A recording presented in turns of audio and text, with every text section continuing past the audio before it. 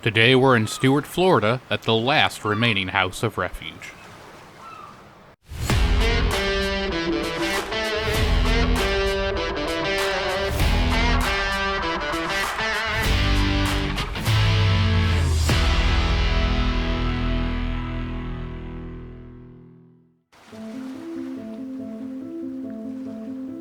Near the end of the 19th century, the Houses of Refuge were designated as havens for shipwrecked sailors and travelers along the sparsely populated Atlantic coastline of Florida. Gilbert's Bar House of Refuge No. 2 is the only original House of Refuge still standing in Florida, and is now a museum operated by the Historical Society of Martin County. Due to COVID restrictions and renovations, the museum's interior was inaccessible during my time in Florida.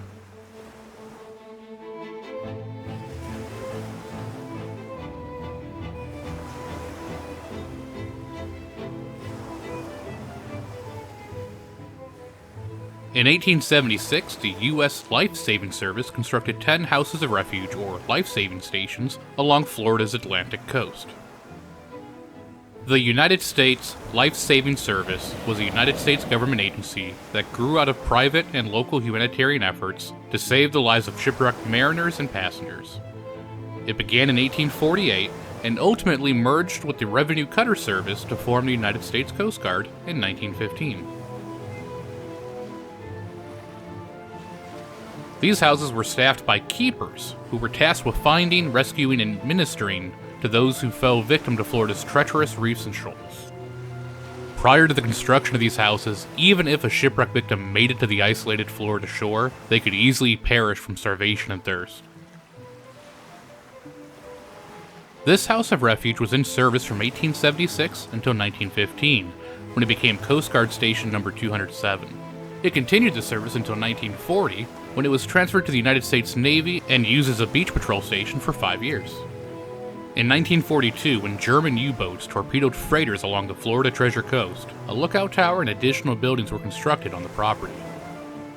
In 1945, the U.S. government decommissioned operations here, and the house sat empty until 1953, when Martin County purchased it and its 16-acre grounds for $168.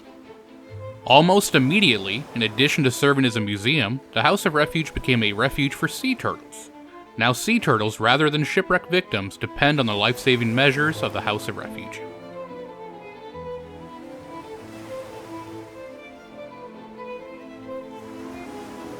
The unique rocky formations seen here are an Anastasia limestone formation called the St. Lucie Rocks, and they extend for 2 miles north along the shoreline with cliffs up to 15 feet high at the House of Refuge. If you look, many fossils can be found in the rocks.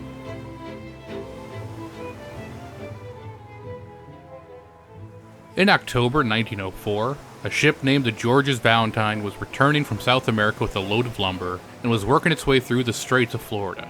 There, the crew of 12 encountered gale-force winds. Waves battered the ship for 3 days as the captain struggled to keep the ship away from the shallow shoals. Torrents of rain and turbulent seas forced the crew to jettison some of the cargo. The stern grounded, and the ship veered towards the shore. As waves broke apart the ship, the 3 masts fell, killing 1 crewman. 5 other crew members were washed overboard and never seen again. 2 of the men struggled to reach the dangerously rocky shoreline and were able to rouse the keeper of the House of Refuge. The keeper helped the men and set out to rescue the others. Aided by a crewman who held a lantern on shore to guide the rest of the survivors, the keeper ultimately saved 5 more men. This brought the total rescue to 7. Without the keeper's efforts and the fact that the ship wrecked so close to the House of Refuge, none of the sailors would have survived. The wreck of the ill-fated George's Valentine remains just 100 yards off the rocky shoreline and is a popular site for divers to explore. If you get a chance to visit Gilbert's Bar, I highly recommend it, and make sure you visit the museum, which dives much deeper into the history of the house. Till next time, stay weird.